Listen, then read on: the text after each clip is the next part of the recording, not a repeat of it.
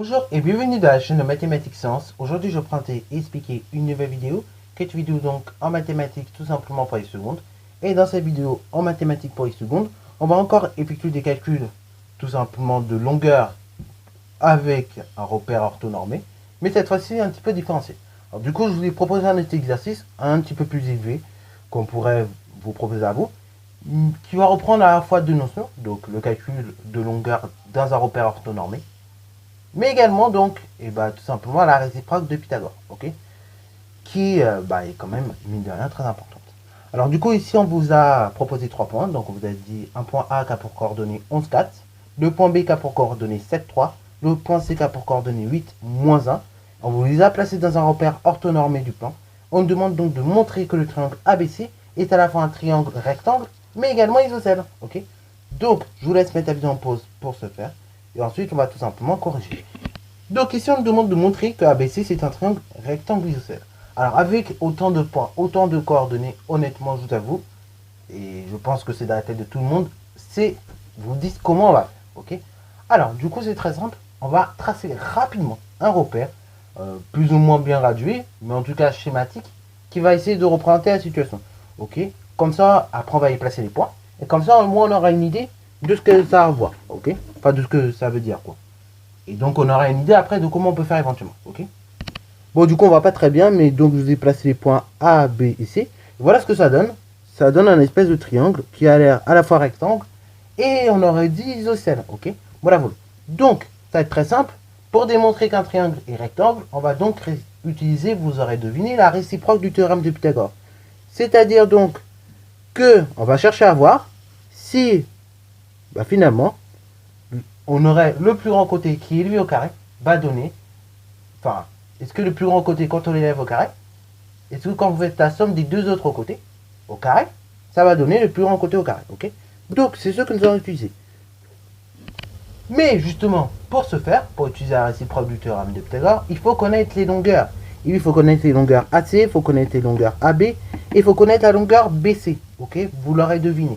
Donc, dans ces cas-là, on va tout simplement, dans un premier temps, calculer la longueur de chacun des segments, ok, ainsi défini, donc, c'est-à-dire du segment AB, du segment BC et du segment AC. Donc, c'est parti, mon kiki. Première étape, faisons les calculs. Donc là, on va aller un peu plus vite que dans la première vidéo. Donc, si vous n'êtes pas trop à l'aise, je vous renvoie sur cette vidéo de 5-6 minutes où je vous explique dans le détail comment on effectue des calculs de longueur dans un repère orthonormé, ok. Donc, soit la vidéo de 5-6 minutes où j'applique, soit également l'autre vidéo qui fait à peu près 10 minutes où je vous explique encore plus en détail d'où viennent les formules, ok. Mais là, on va aller un peu plus vite. Donc, c'est parti, mon kiki. Donc, d'abord, on va tout simplement, là, on a déjà les coordonnées, donc ça va aller assez vite. Vu qu'on a déjà les coordonnées, on va tout simplement d'abord faire les calculs à chaque fois, ok. Donc, on va calculer les coordonnées de notre segment AB. Donc, les coordonnées du segment AB, c'est donc tout simplement l'abscisse du point B moins l'abscisse du point A au carré, plus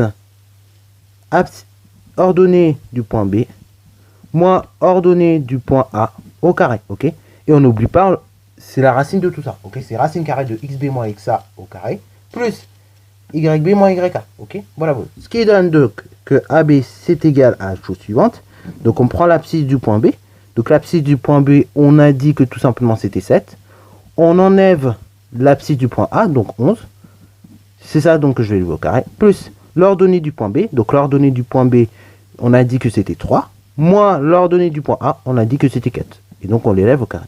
Ce qui me donne donc racine carrée de 7 moins 11 au carré, plus 3 moins 4 au carré. Donc ça nous donne qu'on a racine carrée de 7 moins 11 au carré, donc de moins 4 au carré. Plus tout simplement, donc je disais 3 moins 4 au carré. Donc ça fait tout simplement, là ça fait donc moins 1, ok. Moins 1 que vous allez lever au carré, ok. Parce que vous avez 3, vous retirez 4, donc ça fait moins 1 au carré. Donc on se retrouve avec racine carrée de moins 4 au carré plus moins 1 au carré. Ce qui veut dire donc que l'on se retrouve avec du 16 plus 1, ok. Et on se retrouve donc avec AB qui mesure racine carrée de 17 cm, ok. Voilà, voilà. Si on était en cm, voilà, il n'y a pas d'unité, donc ça mesure racine carrée de 17, la longueur AB. Voilà, donc vous avez compris. Maintenant, on va faire de même pour notre segment donc AC par exemple. Donc pour le segment AC, donc je vais tout simplement faire racine carrée de xc moins xa qu'on élève au carré plus racine plus donc yc moins yk qu'on élève au carré. Ok, donc ça va me donner que AC est égal donc à racine carrée. Donc on prend l'ordonnée de notre pensée. Donc l'ordonnée de notre pensée, enfin l'abscisse de notre pensée c'est 8. Ok, moins l'abscisse de notre point A, donc c'est 11. Cela, je l'élève au carré. Plus, donc, l'ordonnée de notre point C, c'est moins 1. Moins l'ordonnée de notre point A, donc c'est 4. Et je l'élève au carré. Ce qui me donne donc que la longueur AC, c'est donc égal.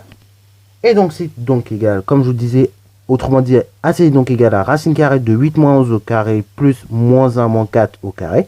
Donc, si on simplifie, ça nous donne 8 moins 11 moins 3 au carré. Plus, tout simplement, moins 1 moins 4 moins 5 au carré. Ok, ça me donne que AC est égal à racine carrée de moins 3 au carré plus moins 5 au carré.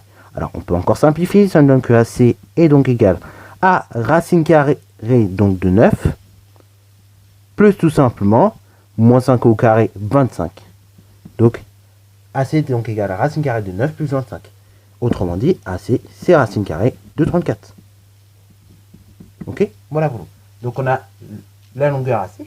Maintenant, on va faire de même avec la longueur, tout simplement BC. Ok, donc on va déterminer BC. Donc pour déterminer BC, ça va se faire de la façon suivante, c'est-à-dire donc qu'on va faire racine carrée tout simplement de xc moins xb plus au carré pardon plus donc yc moins yb qu'on élève au carré également, ce qui donne donc que BC c'est donc égal à l'abscisse de notre point C, ok. Donc l'abscisse de notre point C, on a dit tout à l'heure, c'est 8, moins l'abscisse de notre point B, donc là on a dit c'est 7, qu'on élève au carré, plus l'ordonnée de notre point C. Donc l'ordonnée de notre point C, c'est tout simplement moins 1, moins donc l'ordonnée de notre point B, donc c'est 3, ok. Donc c'est moins 1 moins 3 au carré. Donc ce qui donne que BC, c'est donc égal à racine carrée de 8 moins 7 au carré, plus moins 1 moins 3 au carré. Donc ce qui donne la chose suivante. Donc on simplifie un petit peu. 8 moins 7, ça fait 1 au carré. Plus donc moins 1 moins 3 moins 4 au carré. On peut encore simplifier. Ça donne que BC est égal à racine carrée de tout simplement 1 au carré. Donc 1. Plus moins 4 au carré. Donc 16. Donc BC est égal à racine carrée de 1 plus 16, ce qui veut dire que BC, c'est donc égal à racine carrée de 17, ok. Alors, nous avons presque terminé de démontrer qu'ici, nous avons affaire à la fois un triangle rectangle et un triangle qui est isocèle, ok. Donc là, maintenant, je vais appliquer la réciproque de Pythagore dans mon triangle, ok. Dans mon triangle ainsi formé, donc le triangle ABC, ok. Parce que là, j'ai juste calculé, en fait, les longueurs BC, AC, et également la longueur AB, comme vous pouvez le voir. Mais je n'ai pas encore déterminer si mon triangle déjà est rectangle et à la fois s'il est isocèle. Donc là, dans un deuxième temps, eh ben, on va tout simplement montrer que ABC est rectangle et isocèle.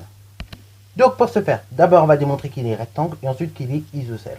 Donc je vous rappelle, pour utiliser la réciproque du Pythagore, il faut d'abord préciser qu'on est dans quel triangle. Donc là on est dans le triangle ABC et donc il faut préciser notamment le plus long côté. Donc là le plus long côté, on voit c'est AC, c'est celui qui fait racine carrée de 34. Donc on peut noter. Donc, dans ABC, le plus long côté, c'est AC.